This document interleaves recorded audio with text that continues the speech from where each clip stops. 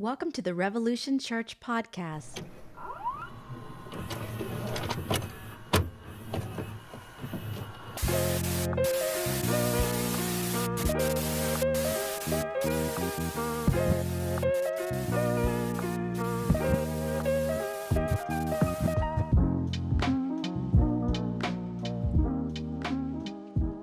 My air conditioning might kick in, so we'll see what happens. I forgot. You know what? I should just turn it off. I should turn it off so Josh doesn't have to worry about editing. All right. Good morning. Josh won't have to worry about editing. So here we are, folks. What is it? August 7th already, and it's the end of the world as we know it. And I feel fine. Man, life keeps moving forward. So there's a few things I was going to talk about today, as always. But I think we're just going to go ahead and really just jump into the talk. It's not going to be a super long one, because I think it's just important sometimes to kind of remember, what are we doing here? You know, what are we trying to accomplish with Revolution right now, and being an online ministry or church or gathering or whatever we're calling it right now, and what are we trying to do to move forward, and what are we doing here? And to be honest with you, right now, I'm working on another project. I'm working on a documentary about my family right now, and that's been keeping me pretty busy. And thank goodness that it's been there, because it's also provided me with another job to do and to live. So that's been nice. There's a video of me going back to North Carolina that you can see. I put up on here for you guys to see. Try to check in from all my adventures when I get to go on the road to special places. But yeah, so the future of Revolution and all that, I think will be covered kind of in the talk today a little bit. So I think we'll just jump in. We'll just jump right into the talk. I was trying to think if anything wild happened this week. But man, it's like with living in this world, it's like, what does wild even mean anymore? What does even crazy mean anymore? It's like, it just seems like everything in this, like, this universe is constantly insane, So today was one of those days where I started writing out my talk and looking at it, and then I just kind of rewrote. Like, I left it and then came back to it and wrote something else, because I just felt like we probably need to talk about, what are we trying to do here? I think that's sometimes the question. And for me, my thoughts about Revolution and my hope for Revolution is it's something that's always been a part of it, whether we're meeting in person in a community or whether we're meeting online. We're doing much better online than we ever were in Minneapolis. Minneapolis, we had a very small congregation of really great people, but it was very small, so right now we're doing pretty cool. But my hope for Revolution is really my hope for the church, and what is my hope for the church is Reformation. And to the point where we don't even identify as a church right now, which is strange. We're just trying to be a gathering in a community so we can come together and have tough conversations. But my hope is for reformation of the church. And actually, we talk about community as like one body here, but for me, reformation in the capital C church, which almost seems impossible, and I know it's an impossible dream, to be honest with you, but I'm a prisoner of hope. I got that from Cornell West. I'm a prisoner of hope, so I stick with these impossible dreams, and I'm going to live my life to see. I have to prove to myself that it's impossible. and people like Dr. King and people like that who inspire my life and my work, and also all these punk rock stars and stuff you see behind me, and people from all over. But for me, Reformation is more important than even having a community here, because I want to see Reformation. And what I want to say is I think that all of you are part of that. You are part of that. This isn't, I don't think this is a call for just me. I think this is a call for us as a community, is what are we doing? Great thing about online stuff and being on YouTube and seeing you guys all out there doing your thing and living in all different parts of the world. Some of you are on walks right now listening on a podcast. Some of you are watching in different countries. The cool thing about that is it's like, we're in places where we can make differences, and we might not be all in the same community, but we're probably better off being in different places in the country, being in different jobs and different ideas. You've been planted and you're special secret agents, and it's a mission impossible. Your mission, if you choose to accept, is Reformation. And there's a lot to Reformation. There's a lot to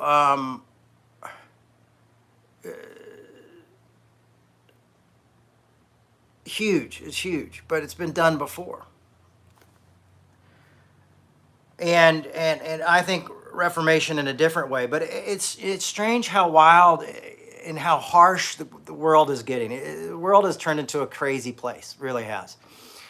And it's easy to think well, it's just social media and it's just in the comments. Do you remember when YouTube was the comments were the worst thing in the world? YouTube comments, never read the comments, And now we basically, all of our social media platforms are just really us commenting on each other. Interesting enough that we just decided to dive headfirst into that shit show. But today, I went to Starbucks to get a coffee, an iced tea actually, and finished this talk up. And there was a code of conduct, pretty much, that they had put up for people who patronizing. That's not probably, but for the patrons, for us as customers, is saying, this is how we expect you to act if you're in Starbucks. Now, this was not a copied out, just that particular Starbucks. This was a sticker, and it was on the door, and it was telling people, this is how we need you to act when you come into Starbucks. And it is insane to me that, it reminds me of the mall. And the mall I got as a kid because I was a kid, and I was yeah, we're kind of coming in here causing trouble, and we're probably not buying all the stuff when, we're, hanging out and trying to pick up girls and whatever we did back then. They didn't want us skateboarding through the mall. Okay, I get it. But this is a coffee shop, and so it's if you're going to sit here, if you're going to work here, this is what you're going to do, and this is how you're going to act. And I remember thinking about the business model of Starbucks 20 years ago, and it was we're called to be the third place. We want you to go home and work and in Starbucks, and the psychology behind Starbucks of why some Starbucks have really uncomfortable chairs and why other ones have comfortable chairs. And almost, if you look at what communities these Starbucks are in, you can almost tell by their chairs, honestly, because that's how corporations work. But it's these rules and regulations of how you can act in Starbucks. And people who don't have on patronizers. That would be great. Maybe we'll do that if we ever get a patron. Pete has a lot of patronizers. But so here I am, I'm in Starbucks, and I'm seeing this code of conduct, and I'm going is the world just gone to hell? To the point where people can't even, act a certain way in a coffee shop. We can't even be decent to each other, and it's one thing, we were all caged up for 2 years or whatever for the, the COVID. But it's we forgot how to treat each other, So I don't know if this is the corporation making excuses so they can keep, close down shops that try to get, what is it? They're trying to get, what is the word I'm looking for? I hate when I lose words. It's very unprofessional. Who are trying to organize, who are trying to get, organize and get workers' rights and things like that. Or is it a legitimate thing that people are just, behavior is getting worse and we don't even know how to treat other people in coffee shops? Or are they afraid that these workers are going to get together and organize and get better pay and better coverage? I don't know. It's weird, but I kind of find it nerve-wracking that when I go into places and they have rules on how you have to act, as though it's automatically expected that people don't know how to behave and don't know how to treat each other. Now, why does this bother me? Because I'm some extremist? No, it bothers me because, like, right now, the job of what we're trying to do is, like, how do we argue well? How do we disagree well? How do we come together over different issues, And now Starbucks is telling us how we have to act as adults when we come and buy coffee and sit down in their shops. It's like, obviously, those are up there for a reason. Probably because some people aren't acting nice and being kind to people who are working there. And it's like, if we can't treat each other kind, if we can't treat each other who are working like minimum wage, maybe probably above minimum wage at Starbucks, but these jobs, if we can't show respect to those folks, like, who have we become? Like, we're not probably going to reform the church or change the world if we can't be kind to a waiter or waitress, and if we can't be, if we can't tolerate not the best service, if we can't realize that even service people have bad days. My first wife was in the service industry, and she'd come home bawling sometimes because people were so cruel. Because you expect people to know how to act, and often, if she worked at this restaurant called Houston's, which was one of my favorite restaurants, but if people ran out and didn't pay, the restaurant would make her pay for the meal, which I always thought was super shitty. Corporations, bottom line, oh yeah, we're gonna make the server who barely makes enough money to live pay for the meal because somebody ran out, because it's their responsibility to make sure they don't leave. It's ugh. Anyhow, enough of me complaining about the man, but this is what I'm just saying is what we've come to a point where Starbucks, the third place, now has to give us rules and regulations, like we're teenagers at the mall, like our mom's dropping us off at the mall, except we're dropping ourselves off and we're being told how need to conduct ourselves. So to think that the world is in a great place right now, or going in a great direction right now, probably is not the greatest thing. It's not. I mean, I look at my personal Facebook page and I look at the difference between my friends, and I see all this, they don't even know they're fighting each other because I just see the different posts because they probably don't follow each other. And it's just so divisive. It's sad, and why we feel the need to put out divisive stuff. If it brings great conversation, that's good. But now, as I talk about reform can bring divisiveness, and it has, and it brought violence. And my idea of reform is a nonviolent reform, one that follows the principles of Dr. King's nonviolence. So it's not just nonviolence of the fist, but it's nonviolence of the tongue as well, kind of what the rules at Starbucks are telling us about. Reform that can be argued well, educated reform. And in the church, we need to understand, and the problem is even if you're well educated within philosophy or theology, or you have good scholarship, biblical scholarship, there's always people who are going to be like, oh, well, you just bring up scholarship every time you disagree with me. Those probably aren't the people you want to argue scholarship with. The people you probably want to argue scholarship with are other people who understand biblical scholarship, or the people you want to have those discussions with. because there has to come a point where we were willing to take a hard look at some of these things and have these conversations. Because for me, when I look at Christianity today, it does not seem to hold on either side, conservative or progressive. I feel like legalism always creeps in. I think that's always been our problem, is legalism creeps in. So it's like everybody starts making rules. The right makes rules, the left makes rules, everybody's making rules. Is legalism creeps in. And so how do we defend ourselves against that legalism coming in to say that we're the ones, like we want to be the chosen ones, it's like we all of a sudden we become Calvinists, and all of a sudden it's like, well, we're God's chosen and you're not. And, at that point, then of course, the argument's over. And what we don't want to do is we don't want to shut down the conversation. Matter of fact, I would rather have a really good conversation even than arguing. Like, how do we do that? Well, we've got to know in ourselves that we are called to love our enemies. We are called to be kind. We are called to give answers, but to be humble when we give those answers and not be proudful and not do it to drop the mic and shut them down, but to help other people think well as well and use critical thinking. But we do need things like good scholarship, good biblical understanding if we're going to see a Reformation. You need to know the Bible. It's not enough to just be like, well, I just read the red letters and I just think Jesus is this way and everybody else can go screw themselves. It's like, that doesn't work. Like, if you say that to me, I'm going to be like, well, you don't read Paul?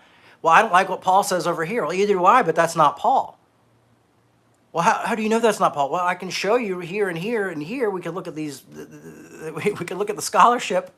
We can look at we can read biblical historians, and we can look at this and figure this out. That this was not Paul. That there's problems with the Bible. Oh no! Well, you can't have problems with the Bible. So automatically you go into this place, but you've got to know. Like, these are areas where you have to know how to argue well and have good conversations. Because I believe one of the reasons we always jump to legalism, one of the reasons we miss grace out is because, we have these forgeries in the Gospels of things like 1 Timothy, 2 Timothy, and Titus, and some additions into Corinthians and things like this that we don't talk about a lot in the conservative church. And really don't talk around about it in the liberal church. So what happens is the conservative church grabs onto these forgeries and says, yeah, this is what we're going to use. And it becomes very angry, very hurtful, very judgmental stuff. And then the liberals just go, well, we're going to ignore Paul, But when you ignore Apostle Paul, you ignore grace. You ignore Galatians. You won't ignore Corinthians. You ignore this guy who's trying to bring people together from different walks of life, different backgrounds, and calling us together to be one. So, you get Jesus, which is great, but without Paul, you don't get to see how the church started. You don't get to see the beginnings of the church being built. You don't get to see probably the earliest writings. Galatians is probably the earliest written book in the New Testament. You don't get to see Paul begging us to come in, come into fellowship. I think it was about 20 years ago, archaeologists found the Galatians community, Gaul, and with the Gauls and with the Jews, and they found the community where they lived in Turkey and all this place, and they found archaeologists found all this stuff and proved that it was actually there. And I always think that's really cool because it was like we had this book forever, and people were like, well, I don't know if those two groups would actually meet up, and then boom, they're like, oh, we found a community, here it is. Might have been longer than that they found it. There's an article about it in Time magazine that's pretty cool, about finding Galatians, finding the Galatians community. So that's why it's important to know these things and to have good scholarship. And to, it's not about memory verses. I don't remember anything. I have to go back and look at things. But it's good to be able to have this stuff in your back pocket, also with a lot of grace and a lot of compassion. Now, what I'm talking about right now is Reformation. What I'm talking about right now is grace. And It's vitally important to the message. And what I'm trying to say is, what does revolution want to see happen? What is the idea of this community is Reformation? And that it's to the point is that we are so all over the place because we're online. We're all over the world. How do we practice these moments of Reformation with others in person? How do we have these conversations with people in person and in online, but open up these discussions that lead us to a better place? I mean, we don't have one door that we can just put up our Reformation, our thesis. We have to do it in a different way. But it's by saying these things. It's admitting that the Bible is fallible. It's that it has, and there's a whole lot of denominations that will really suffer by admitting that. They may have to change their doctrine because of that. But if we could come together and realize these things together and realize that it actually adds more to our community and opens up the doors of acceptance and love and grace more than it shuts them. It is good news. When you lose some of these things that are written by other people who felt like, well, these things are a little bit too loosey-goosey. We got to tighten it up. You see, legalism always comes in. And legalism seeks to control things because legalism is like, it's like the insurance policy. If you watch the, 12 Monkeys, and at the end, the plane is flying and there's that old woman there and she's like, whoa, what do you do? She's like, I'm in insurance. She's like, I'm going to make sure this thing doesn't happen. I'm the last hope.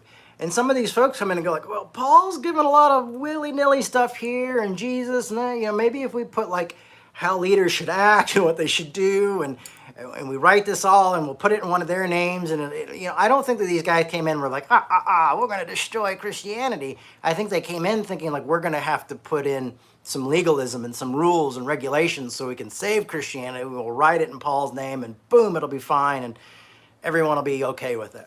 And a lot of people were. A lot of people are. A lot of scholars are. There are a lot of fine with, well, that's just how they did it back then. A lot of people are fine with that. I am not fine with that, to be honest with you. I think it's hurt the church.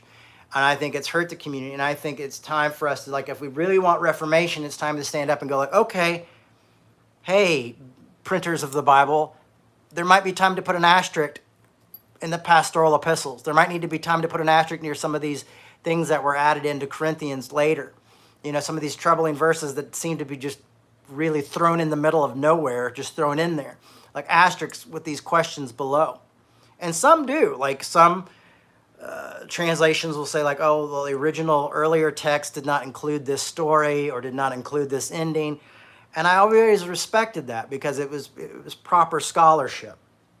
And I believe that there's a lot to say about good scholarship, because if this is what we're basing living life well, living amongst others well, our faith, what we're going to put our hopes into, that this is something that we're actually going to follow, it should be correct.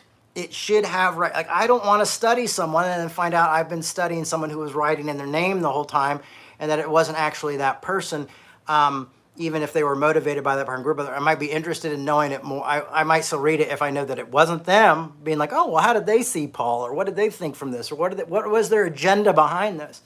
But these are weird, small questions that you might not think about because we're all focused on virtue signaling on whatever the virtue is of the day.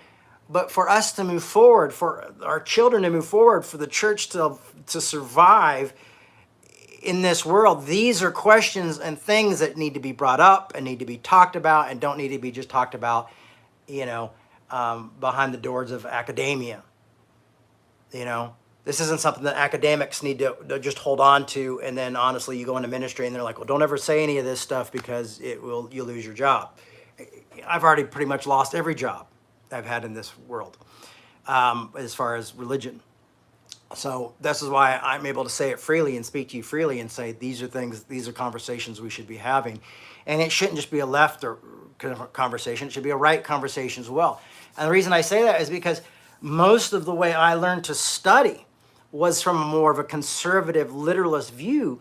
So that's what led me down these trails of snooping and going well, I want it to be right. I want it to have this together. I want it to be I at least want it to be written by who it was said it was written by, and I want to know where these things are. And that's why I started looking into this stuff. Was almost like a way of studying in an apologetics type of way of studying the Bible for me. That very literal way of studying the Bible that made me go, it's not, this stuff isn't all literal, and this stuff doesn't belong here, and that stuff doesn't. And I know this is like, it makes even, like, I've sat in a room with liberal professors in this talk, and having this conversation with them made them uncomfortable. Like, well, don't you think we can still like squeeze something out of that stuff? And I'm like, the people that it's hurting and the people that it's dividing and what it's done to churches and what it's done to denominations and what it's done to communities is worse than the good that we can squeeze out of these books just because they were canonized. And maybe it's time to start questioning the canon. And people are afraid of this because they're afraid of chaos. But it might be time to add a little chaos into the world and have these hard conversations, because if we really do take it seriously, then we want serious answers. And I'm up to debating people who disagree with me. If you disagree with me, and I've disagreed. I've been on a lot of podcasts where people are like, well, Jay, actually, blah, blah, and we've had these conversations. Unfortunately, usually when I'm having this conversation with somebody who has a doctorate, I can tell you what denomination their doctorate is based out of, based on their opinion. That's why I don't subscribe to a particular denomination. I don't think it's awful to do that. I just not what I do, because I can't subscribe to saying these belief system, because I love the Lutherans, but there's things about the Lutherans, a couple things I don't agree with, so I'm not going to be a Lutheran. I'm not going to be a Baptist because there's a few big things I don't agree with. I definitely will never be Assemblies of God because I don't think there's a lot of major great scholarship there. And that's just me being honest.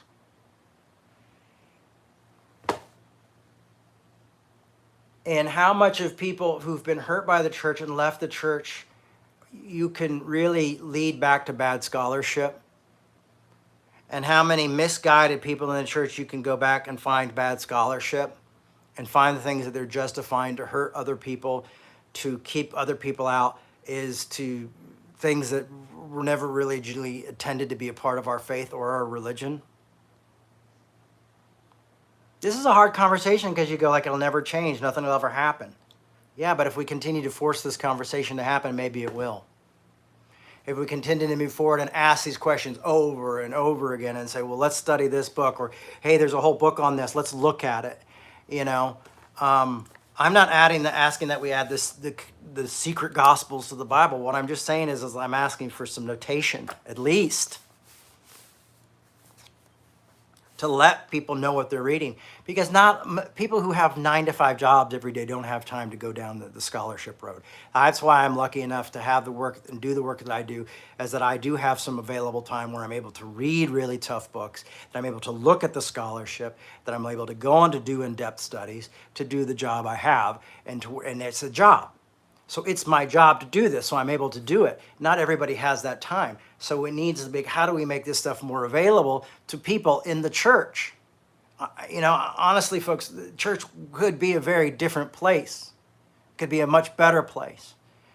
It could probably look a lot more like the 12 steps than the church. It would probably be a place where you would have more diverse people, where you would have conservatives, Republicans, atheists, people, Christians, Satanists, all sitting in one room together, knowing that this is a place where they can survive.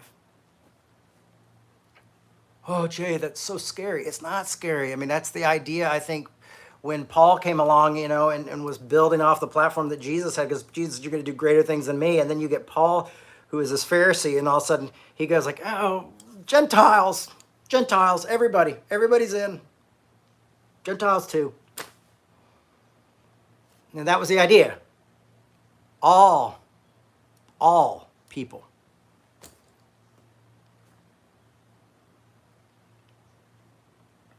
So look for, reform without scapegoating. Yes, Zoe said we have more in common than what we have different. That's true. So again, reform without scapegoating, because scapegoating is something we want to do. And with reform, I think one of the things we need to do is look forward to the future rather than the past. Because when we scapegoat, we're always going to scapegoat people in the past. And so it'd be easy to go like, well, you have these uneducated preachers and you're out doing this and these guys are the problem and now here we are the answer.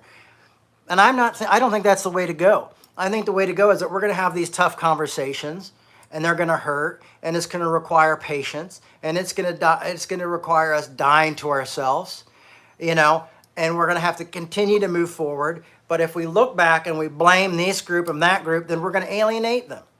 And I don't think we want to alienate them. What I want to do is say, like, of course they believe this because this was what everybody believed. Of course they accepted this as the truth because we all thought it was the truth. I thought it was the truth until I started studying. And I had to study a lot of hard texts. Like I had to read like Greek and Hebrew, and I'm dyslexic, and this was back before I had a computer. So, I was buying all these different books and laying them out in front of me, looking at historical books, looking at books written by by Indiana Jones,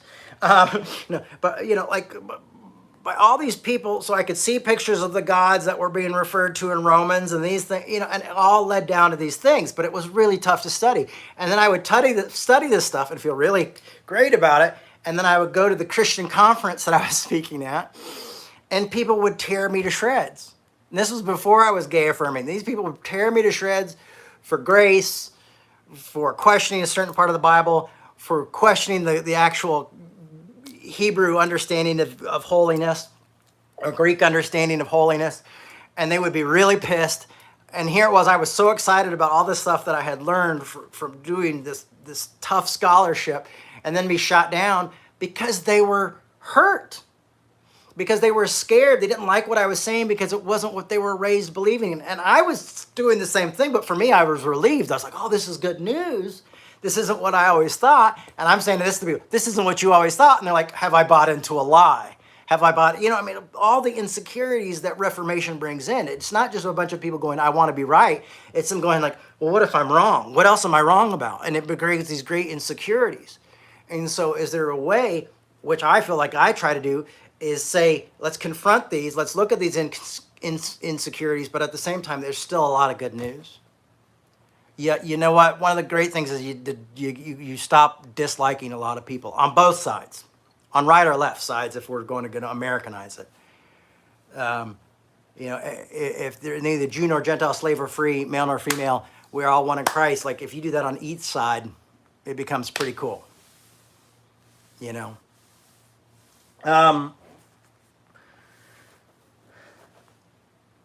Looking forward to what the future holds, and not using the past against others. That's what I just talked about. An educated Reformation.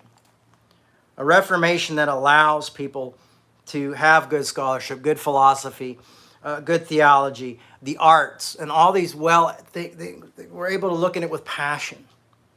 Now listen, if I'm a high school dropout, can get good scholarship, you can get good scholarship. To the point where I was able to sit in to seminary classes just for fun and get invited to go to seminaries and invited to speak at seminaries. And I had no idea that would ever happen to me. I got to speak at Princeton Seminary, and be the main speaker for a class. And I got to speak at NYU and be a speaker for these are things I never thought in my lifetime would happen, all because I decided to go into the back section at the old Family Christian bookstore and start buying some of those big giant books, which led to other giant books.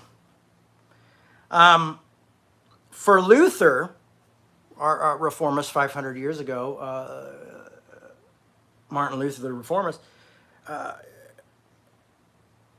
Galatians, the book of Galatians, as I love, played a big part in Reformation. Paul played a big part in Reformation. And I believe reclaiming Paul and talking about forgeries in Paul's name and realizing who Paul really is and reclaiming Paul and remembering the idea of that when Luther said, the one thing that cannot be mentioned enough, no matter how much I speak, is justification through grace.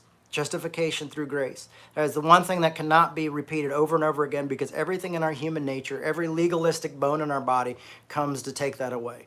And you'll see it It does. Even with like some of the most open, affirming, loving churches, they have an asterisk by the grace. They don't. Sometimes they don't even realize it, but they have an asterisk by grace and who they don't want. And they will start fighting other churches like nobody's business. And I don't think they do it out of a bad heart. I think they do it out of the idea that they're helping defend other people. But how do we do that in a way that's loving to both people involved? And that's through communication. And a lot of times we don't want to communicate with others because that's where it gets messy, and that's where it gets tough, and that's where it becomes dying to ourselves, and that's where it becomes time consuming, and that's where it becomes a sacrifice, and that's where it becomes, it doesn't, all of a sudden it's not just making us happy. Now it's a job, and now it's tough. But that's what, if real reformation is to happen, it's going to be tough. It's going to require that type of tough communications and knowing what you're doing, and to know your enemy, and not only to know your enemy, but to love your enemy. So for Luther, Paul was a big part of Reformation, and I will say this today, that I believe Paul is still a huge part of the Reformation and reclaiming Paul. I used to be a part of a group I helped start, actually, called Red Letter Christians. I was one of a few of them. I'm no longer part of that, but I would always be there and be like, man, but Paul, man, we got to talk more about Paul. It can't just be Jesus, because look what Paul did with Jesus stuff. And, we're not going to be Jesus, but we could be Paul, and we can try to be both of these people. And some people I meet and sit down with, they hate Paul. I mean, it's like amazing to me. Like, why are, Christians who cannot stand the Apostle Paul? But I wouldn't stand Paul either if what I thought half the shit he wrote was actually him. I mean, I would have a hard time being like, this guy must be really suffer from bad mental illness, because he's all over the place.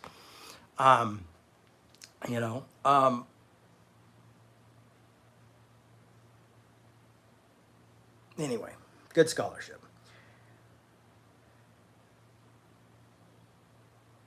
So there also comes a point where there's more than just actually loving our enemies, but there becomes an allowance for nuance.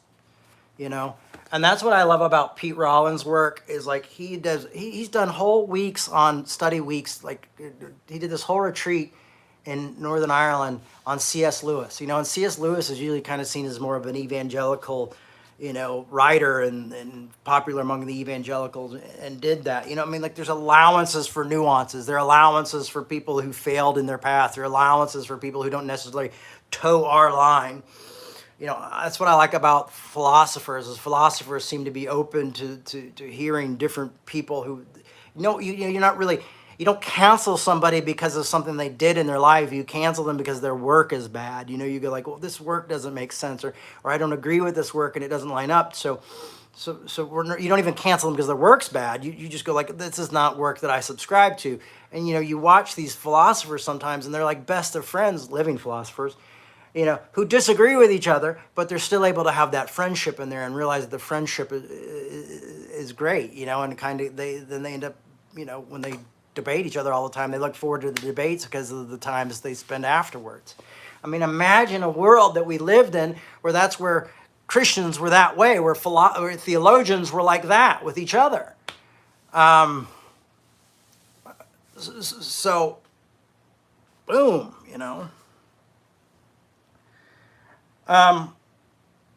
So we allow for nuances. We allow for disagreeing. We disagree well. We allow for nuances. We've got to start allowing for nuances. Both sides, and legalism doesn't allow for nuance. We've got to allow for nuance. We will continue to explore ways. Now, this is not all just about Reformation. I'm also saying this is what revolution is. This is the idea of revolution. If you are here, these are the type of things that are more important to me than even a community of us being together in some place. What is more important is that these are the ideas that you're having conversations about outside of this community. Because the world needs us, and time is getting short. And I'm almost 50 years old. Some of you are older, you know what I mean? Some of you are younger, but man, I'm just saying, like, how do we get this out there? I'm saying this is our job, not some great group of people that we're waiting for to come. I'm saying this is what we're called to in work. So it might be time to start doing the hard work and picking up books. Shaking to the Foundations, I have one copy laying right here. Like, here's a great book to start with, And now that with being online and stuff, you can find a lot of great Greek and Hebrew stuff just online. A lot of biblical history stuff online. You know, so that's cool. We will continue to explore ways we can do this in our lives by accepting grace for ourselves, and we can share this by extending grace for others. So we accept that we are accepted. And for myself, if I can realize that I am accepted with all my faults and all my own things, then I can realize other people are accepted as well. And that restoration is also a powerful thing, that when we believe in grace, that it could be up to us to restore people, even restoring our enemies and loving our enemies. You know, I was seeing the other day that said, you know, remember last week we were reading something, and I believe it was something Paul was saying, or Peter maybe, and it was like, you know, even forgiving people, it kind of puts hot coals on their heads. You know, when you love your enemies, it kind of, because they feel bad, you know. And so even if that's like, I like that idea that it's so human. Like, it's like, so listen, if you still loving your enemies, you still get to kind of put hot coals on their heads. So you know, there's some hope for you if you just want revenge. You know, but restoring people and restoring your enemies and walking with your enemies, you know, because that's the one thing in Christianity is you see is when people kind of scatter, especially right when a bad thing happens. You know, they usually slowly get restored, or they slowly come back, or they just disappear. It's one or the other. But it's usually a slow process. But could you imagine, like, if we were there to restore the people who are enemies right away? Like, we're the first ones in. Like, hey, we're here to help, man. We get it. We understand this. We're called to grace. We're called to restore. You know, rather than waiting for their denomination to take 5 or 10 years and then they become even worse. You know, I've seen that happen a lot. Anyway, but good, I'm going to say it again. We will use scholarship, philosophy, theology, art, and whatever we find to bring about a reformation of grace. Because sometimes, you know, musicians and artists and art from all backgrounds move me and show me the truth as well. And I think we got to not miss it. So I'm not just saying only these parts of the Bible. You know, what I'm saying is all of life. Live life well. Drink in culture. Find out what of these cultures, what adds to this idea of reformation, of loving the other, of loving our enemies, of being kind to those who persecute us, but also being well trained in scholarship and philosophy and theology and holding these things dear that allow us to better simply love each other. So in some ways, it's very simple. In some ways, it's just saying, how do we love each other? How do we die to ourselves? It seems simple, but it's not simple. These are really the tough things. These are really the things that most people don't want to do. You know? And I would say if there's ways to start doing that, it's even just like feeding the homeless and going down and just volunteering at a church that feeds for the homeless. You'll probably find out that you have to have more grace for the people who are at that church than you do the homeless. Because often some of our most conservative brothers and sisters do the best homeless feeding and clothing and things like that. Trust me, I've worked for these folks, and they often do. And sometimes my biggest struggle was with the theology coming down at me, not the theology going out. Those conversations were different. It was like, oh, you know, I'm there feeding people and like, you know, you're the devil for voting for that person. I'm going, oh yeah, okay, I get it. Or the worst was when I worked at another job, and I was doing all this stuff with the homeless, and I wanted to bring in my friends who I worked with, and they weren't Christians. Like, well, we just can't bring in non-believers because we have so many believers that want to come in. You know, the believers have to get it. You know, or the first ones we got to bring in. I was like, what? It was really hard to understand. But reformation of grace for who though? For all. I'll say it again, for everyone. No one is beyond grace.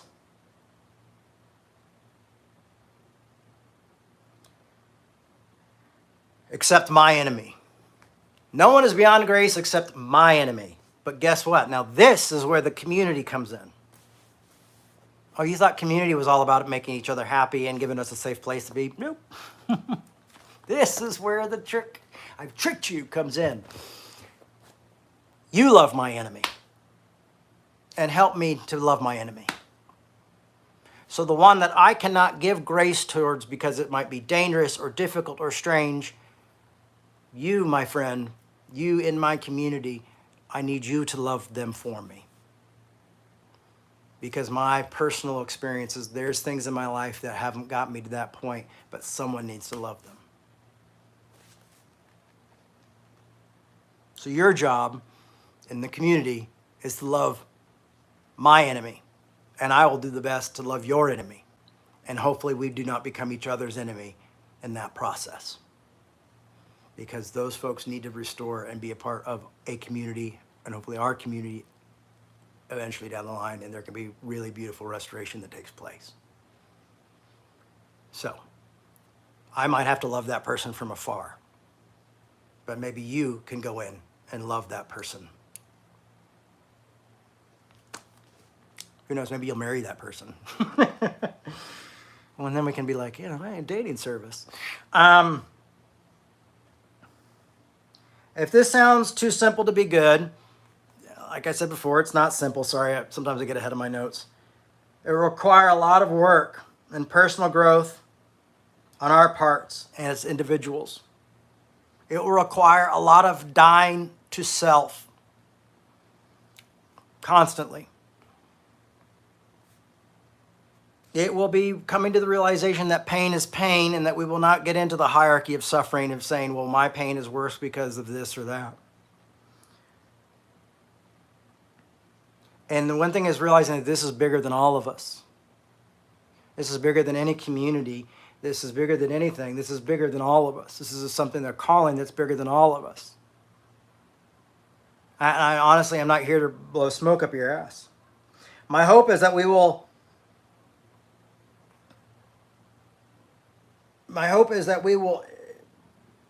become the change we want to see.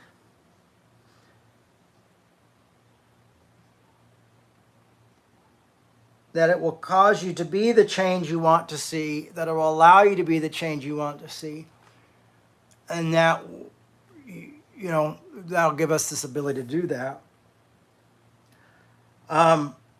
Now, this is where I want to get really honest with you guys about this stuff. Not that this hasn't all been an honest talk. This has not even been a Bible talk. This is what I would like to see the goal of this church to do.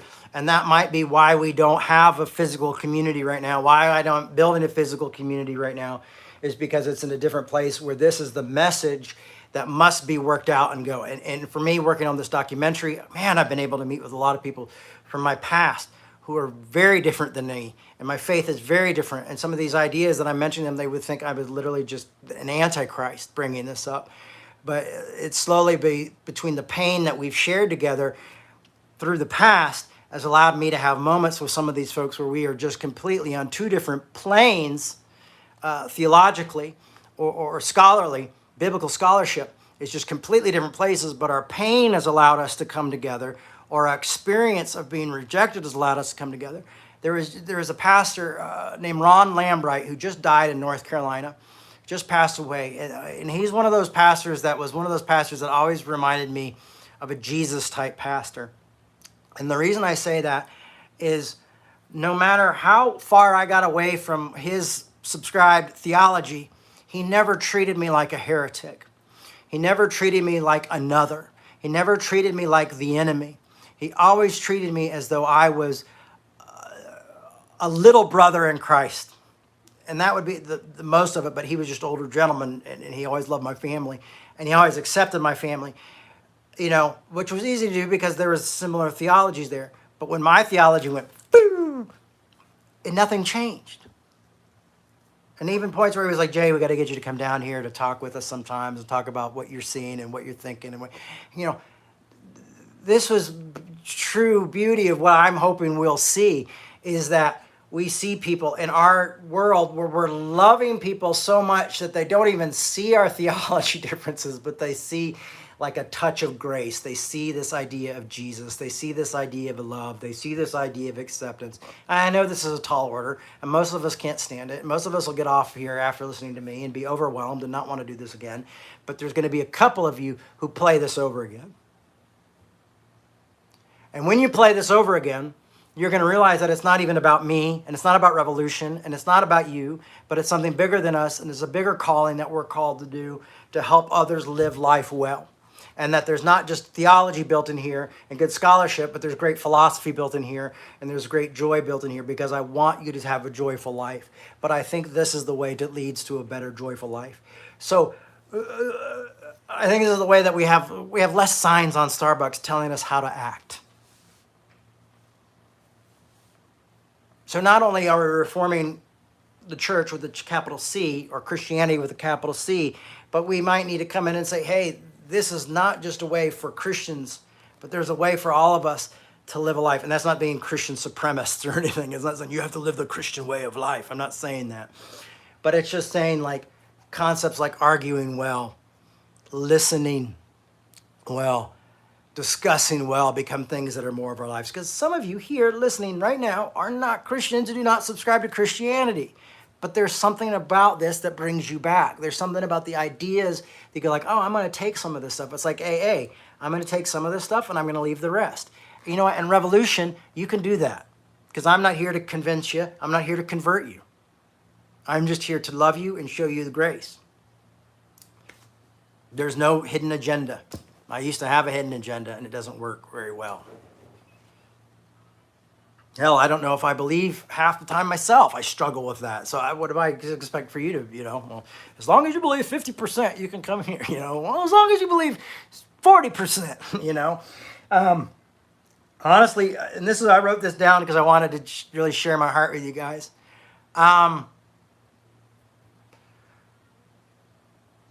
Here we go. Honestly, I've lost a lot of faith in this happening, and not sure how long revolution can continue to go forward with our continued financial issues. Honestly,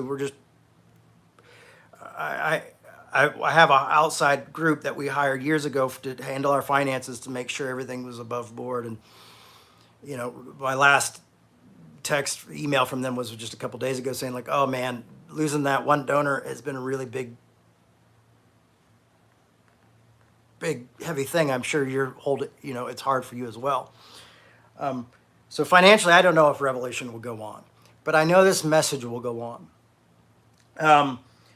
And I know my work will go on, and I know your work will go on, and will always be towards this goal. And that's what I'm hoping. Like, I will promise you one thing, is that even if revolution becomes non-existent and I'm doing, Jay Baker talks a lot, whatever. The ideal and the concept is, if you want to walk this way, I will walk this way with you. The idea of my life work is always going to be towards us, even, if I'm working at Costco or I'm putting up the conduct sign at Starbucks, whatever. My whole goal is to totally take those signs down eventually, to help people argue well, to help people to see the church become a safer place, and to speak truth to power, if we can get the power to open their ears and listen to us. Because I think there's a really huge problem in this country with power, and a really huge problem with all these platforms we have to use to even express our opinions with one another. So I hope we can wake up to this reality. Wake up, talk well, listen well, argue well, and believe it or not, live well. Find some joy in life. It's one thing with my children I've realized is very important, is finding joy in life, taking time to do that. So, and the way I grew up, that's why we got to do this together. That's why this is not like some one-man job or one leader job, and where we create a cult of personality. It's not what we're called to do. So there you go. If you like this, if you believe in this, if you like this train of thought, if you like where this is going, this is always where the revolution train's been going. I'm just here to remind you. If you like what we're doing, you can go to revolutionchurch.com, and I'll tell you, there's a couple ways to support us. One big way to support us, obviously, is going to revolutionchurch.com and hitting that donation button and making a donation, and consider making that donation monthly. That helps us a lot. Or make a gigantic donation if you want. We would be grateful for that too. But to be honest with you, we're not bringing in a lot. Even for a church that has the numbers that we have, we're not bringing in a lot. Every little bit helps. I know that sounds crazy, but that's just the goddamn truth. So please donate if you like the way this church is going and you hear what we're doing.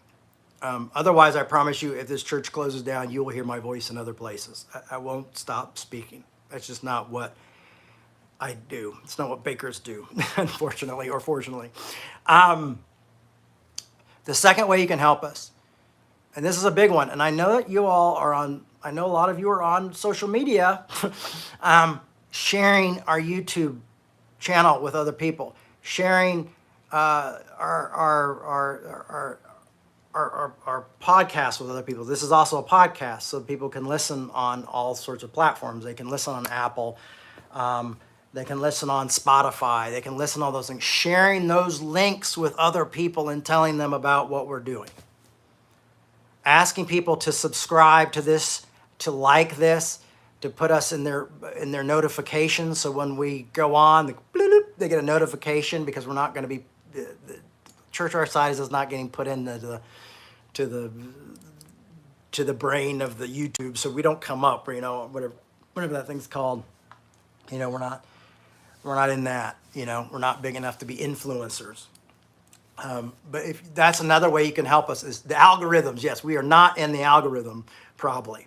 So you can share and help by just sharing that, asking people to like what we do and to follow us on YouTube, to follow us on Instagram, to follow us on Twitter, to follow us on Facebook, to follow all those things.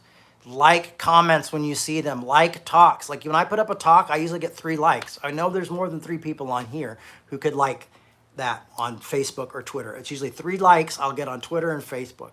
So those are ways that you can help, but you can really help by re-sharing those, by retweeting them and doing that. So that's what you say, I don't have any money. Well, are you online? There's a way you can help. But ultimately, right now, we need finances, because being even an in-person church is not even an option for us right now, because our finances are so low. And everybody's like, well, you got to do this to bring in people. So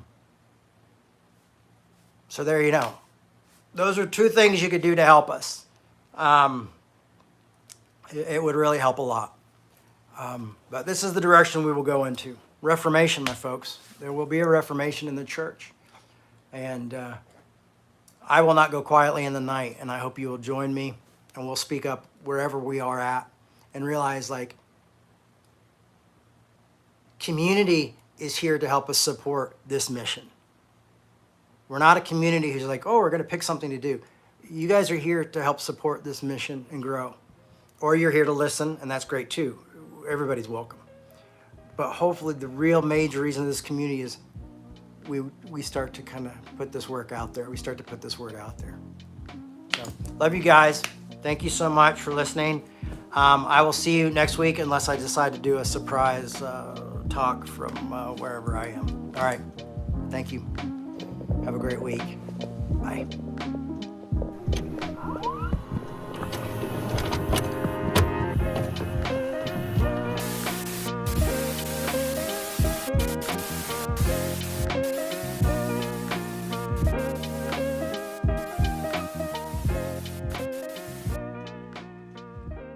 Thanks for listening. We hope you enjoyed this podcast.